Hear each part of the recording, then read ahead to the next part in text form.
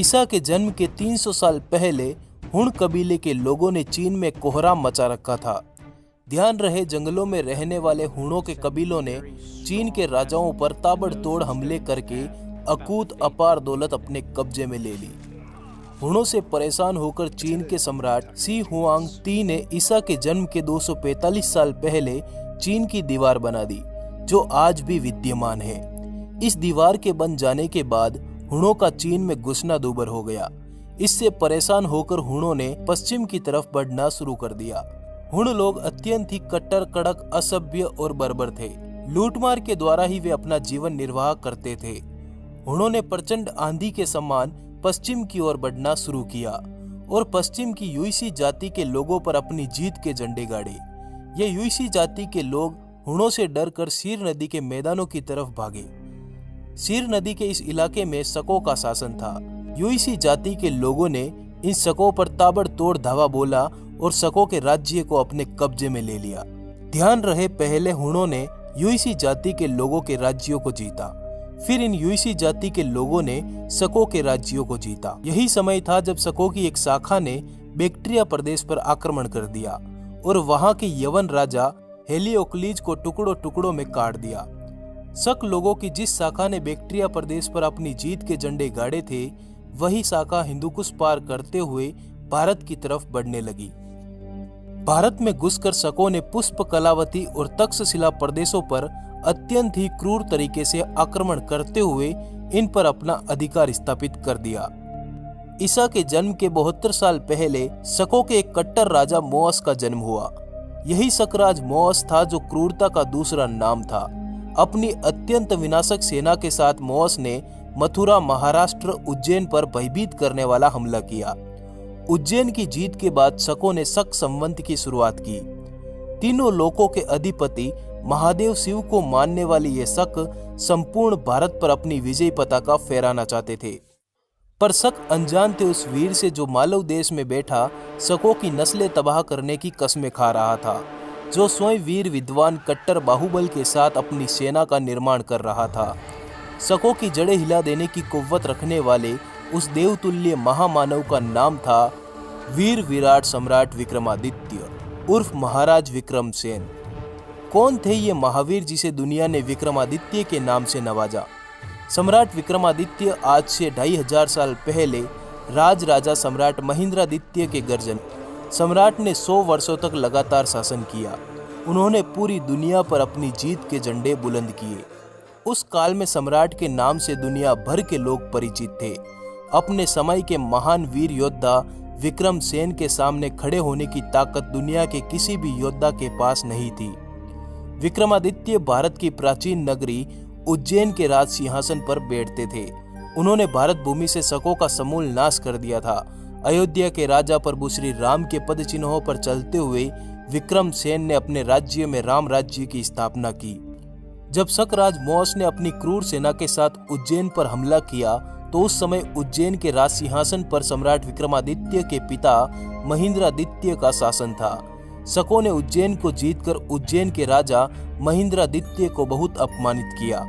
इस समय सम्राट विक्रमादित्य छोटे थे। अपने पिता के अपमान का बदला लेने की आग उस नन्हे बालक के मन में भभक रही थी। विक्रमादित्य के बड़े भाई भर्तृहरि मालवा देश के राजा थे। भर्तृहरि ने 40 ईसा पूर्व अपना राज्य त्याग कर वैराग्य धारण करके हरिद्वार की तरफ निकल गए। अब सम्राट विक्रमादित्य भी बड़े हो चुके थे। एक सुगठित शरीर का स्वामी विक्रम एक महान योद्धा बन चुका था। धनुष, खड्ग, असी, त्रिशूल, परशु आदि शस्त्र विद्या में उनका कोई सानी नहीं था। यही समय था जब सम्राट विक्रमादित्य मालवा देश के राजा बने। राजा बनते ही सम्राट ने अपने राज्य के शकों की बस्तियों पर धमाधम धावे बोले। उन्होंने मालवा प्रदेश से शकों का समूल नाश कर दिया। इसी समय सम्राट विक्रमादित्य ने विक्रम संवत की शुरुआत करते हुए संपूर्ण भारत से शकों के समूल नाश की प्रतिज्ञा की। अब सम्राट विक्रमादित्य जंगलों की तरफ निकल पड़े।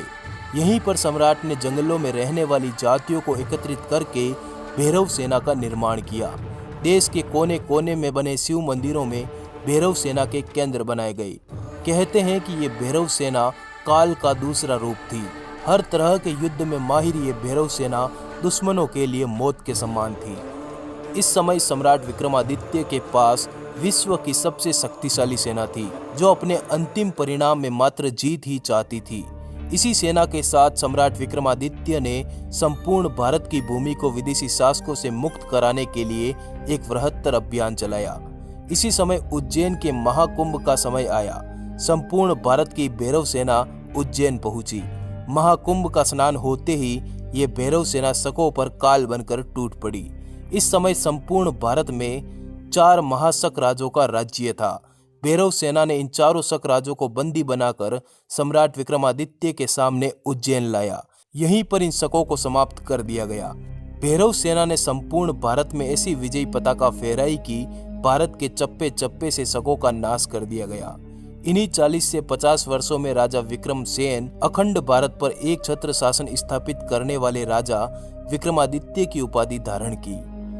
अरब तक फैला था सम्राट विक्रमादित्य का शासन। महाराजा विक्रमादित्य का सविस्तार वर्णन भविष्य पुराण और स्कंद पुराण में मिलता है।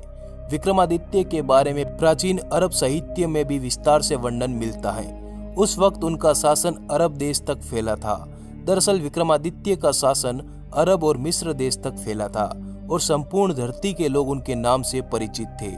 इतिहासकारों के अनुसार उज्जैन के सम्राट विक्रमादित्य का राज्य भारतीय उपमहाद्वीप के अलावा ईरान, इराक और अरब देश में भी था। विक्रमादित्य की अरब विजय का वर्णन अरबी कवि जरहाम किंतोई ने अपनी पुस्तक शेर उल ओकुल में किया है। पुराणों और अन्य इतिहास ग्रंथों के अनुसार यह पता चलता है कि अरब और मिस्र देश भी विक्रमादित्य के अधीन थे। तुर्की के इस्तांबुल शहर की प्रसिद्ध लाइब्रेरी मकतब-ए-सुल्तानिया में एक ऐतिहासिक ग्रंथ पढ़ा है, जिसका नाम है शेर उल ओकुल। उसमें राजा विक्रमादित्य से संबंधित एक शिलालेख का उल्लेख है, जिसमें कहा गया है कि वे लोग बड़े ही भाग्यशाली हैं जो उस समय में जन्मे और राजा विक्रम के राज्य में जीवन व्यतीत किया। वह बहुत ही दयालु, उदार और कर्तव्यनिष्ठ शासक था, जो हर एक व्यक्ति के कल्याण के बारे में सोचता था। अपने देश के सूर्य से भी तेज विद्वानों को इस देश में भेजा, ताकि शिक्षा का उजाला इस तरफ भी फैल सके। इन विद्वानों और ज्ञाताओं ने हमें भगवान की उपस्थिति और सत्य के सही मार्ग के बारे में बताकर एक परोपकार किया है। इसी किताब में आगे लिखा है कि जहां विक्रमादित्य की सेना आक्रमण करती थी, वहां शत्रुओं की लाशों के ढेर लग जाते थे और शत्रु दल मैदान छोड़कर भाग जाते थे। रोम के शासक को बंदी बनाकर उज्जैन नगर में घुमाया।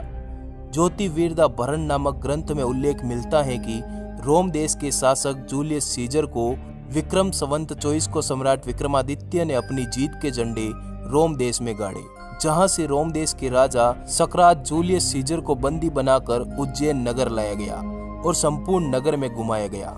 रोम देश में भी इस घटना का बराबर उल्लेख मिलता है। उनका लिखना है कि रोम के समुद्र से आई उस भयानक सेना ने हमारे राजा का अपहरण कर लिया। कलहण की राजतरंगिणी के अनुसार 14वीं ईसा के आसपास कश्मीर में अंध्र युधिष्ठिर वंश के राजा हिरण्य के निसंतान मर जाने पर अराजकता फैल गई, जिसको देखकर वहां के मंत्रियों की सलाह से उज्जैन के राजा विक्रमादित्य ने मात्र गुप्त को कश्मीर का राज्य संभालने के लिए भेजा। नेपाली राजवंशावली के अनुसार नेपाल के राजा अंशुवर्मन के समय उज्जैन के राजा विक्रमादित्य के नेपाल आने का उल्लेख मिलता है। कहां से पढ़े सम्राट विक्रमादित्य का इतिहास?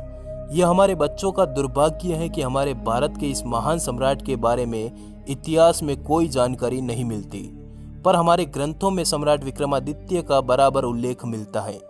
बेताल 25 और सिंहासन 32 की उन महान कथाओं में सम्राट विक्रमादित्य के इतिहास को अच्छे से जाना जा सकता है। डिमांडिंग पंडित का भारत सरकार से अनुरोध है कि जल्द से जल्द इतिहास में हमारे इन महान सम्राट को उच्चतम दर्जा दिया जाए।